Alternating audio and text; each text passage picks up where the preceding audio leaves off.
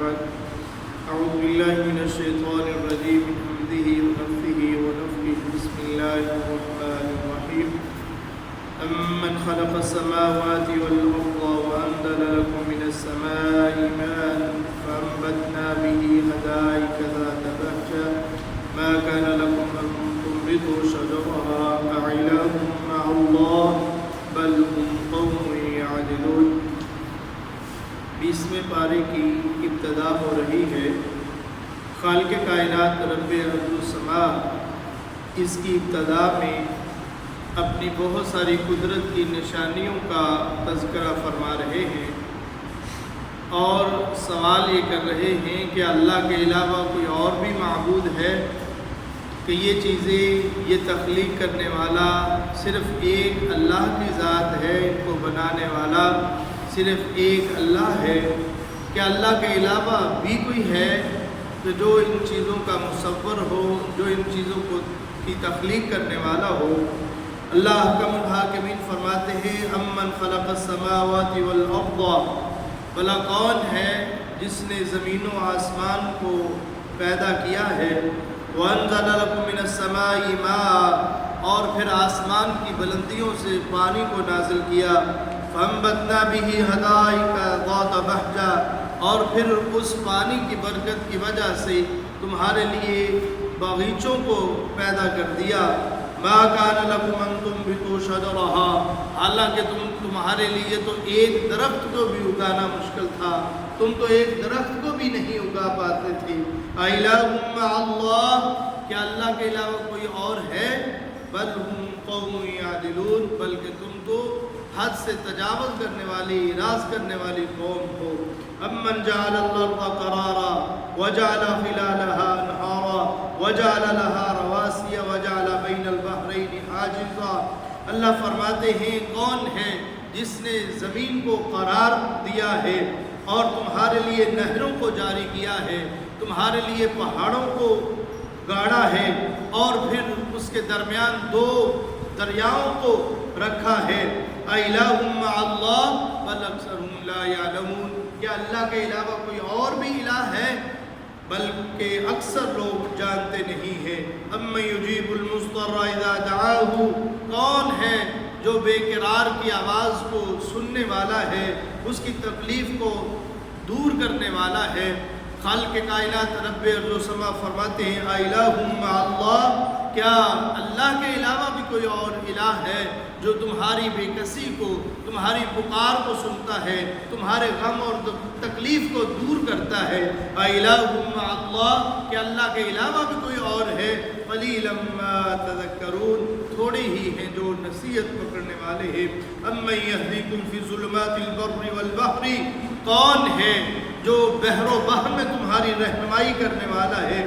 وَمَن يُرْسِلِ الرِّيَاحَ بُشْرًا بَيْنَ يَدَيْ رَحْمَتِهِ، کون ہے جو بارش سے پہلے، رحمت سے پہلے خوشخبری دینے والی ہواؤں کو نازل کرتا ہے، پیدا کرتا ہے۔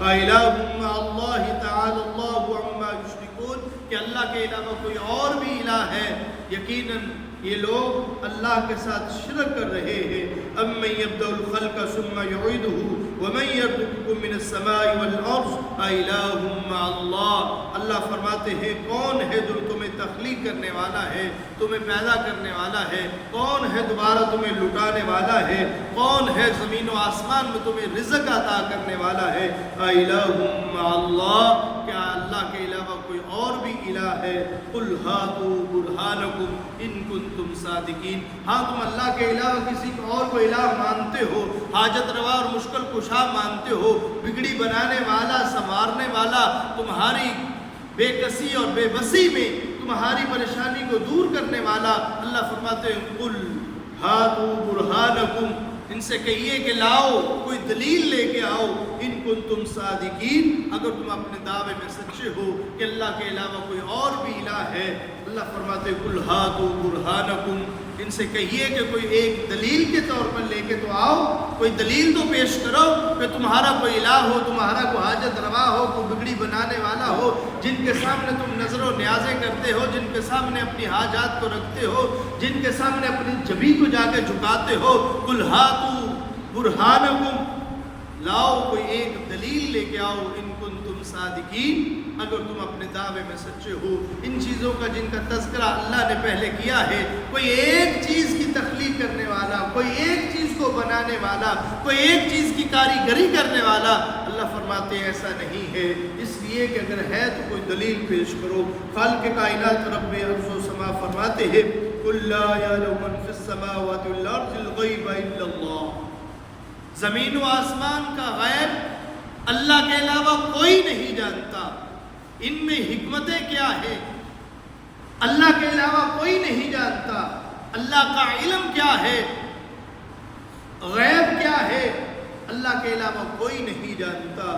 اس لیے وما یشعرون ایان یبعثون، تمہیں تو یہی خبر نہیں ہے، انہیں تو یہی پتہ نہیں ہے کہ یہ اٹھائے کب جائیں گے۔ گویا کہ غیب کا علم اللہ کے علاوہ کسی کے پاس نہیں ہے۔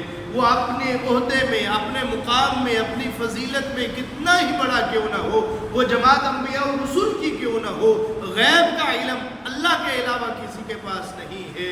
ہاں، انبیاء و رسول کو جو علم ملتا ہے اللہ کی طرف سے وحی کے ذریعے ملتا ہے، اور خالق کائنات رب ارض و سما جس کو جب چاہتے ہیں، جو چاہتے ہیں، جتنا چاہتے ہیں علم عطا فرما دیتے ہیں۔ یہ خالق کائنات رب ارض و سما کے پاس ہے۔ یہ صرف اللہ کی شان ہے کہ غیب کا علم ہونا یہ اللہ کی صفت ہے۔ جس طرح دوسری صفات میں، جس طرح دوسری قدرت کی نشانیوں میں اللہ کا کوئی شریک نہیں ہے، ایسے ہی یہ صفت غیب کی صفت میں اللہ کا کوئی ثانی اور شریک نہیں ہے۔ خالق کائنات رب ارض و سما فرماتے ہیں من جاء بالحسنۃ فلہ خیر منہا وہم من فزع یومئذ آمنون، جو کوئی نیکی لے کے آتا ہے، اچھائی اور بھلائی لے کے آتا ہے، یہ اس کے لیے خیر ہے۔ ومن جاء بالسیئہ، اور جو برائی لے کے آتا ہے، فکبت وجوہہم فی النار هل تجزون الا ما کنتم تعملون، اللہ فرماتے ہیں وہ برائی کا بدلہ یہ ہے کہ کل قیامت کے دن اس کو جہنم میں داخل کر دیا جائے گا۔ اور اللہ احکم الحاکمین فرماتے ہیں ومن ضل فقل انما انا نذیر انا من المنذرین، اللہ فمن اہتدی فانما یہتدی لنفسہ، جو سیدھے راستے کو اختیار کرتا ہے اس کا فائدہ اسی جان کو ہے۔ ومن ضل، اور جو گمراہ ہو جاتا ہے، اے نبی آپ کا کام بس ڈرانا ہے، آپ ان کو خوف زدہ کیجئے، اللہ کے پیغام کو پہنچا دیجئے، آپ کا کام صرف بتانا ہے، پہنچانا ہے، منانا نہیں ہے۔ آپ ان کو بتا دیجئے، آپ ان کو آگاہ کر دیجئے۔ خالق کائنات رب ارض و سما آگے سورۃ القصص کا تذکرہ فرماتے ہیں، اور یہ ایسی سورت ہے جس میں انبیاء و رسول کے قصے موجود ہیں، بلکہ ابتدا میں اللہ فرماتے ہیں نتلو علیک من نبأ موسیٰ و فرعون، موسیٰ اور فرعون کا قصہ ہے، بالحق، یہ قصہ عام قصہ نہیں ہے بلکہ یہ سچا قصہ ہے، سچا واقعہ ہے جو موسیٰ علیہ السلام اور فرعون کے درمیان ہوا، لقوم یؤمنون، اور یہ ان لوگوں کے لیے ہے جو ایمان لانے والی قوم ہے۔ حالانکہ کتنے ہی سچے واقعات ہیں لیکن لوگ اس کو مانتے نہیں ہیں، انکار کرتے ہیں، استہزاء کرتے ہیں۔ اللہ فرماتے ہیں لقوم یؤمنون، یہ ان لوگوں کے لیے ہے جو ایمان رکھتے ہیں۔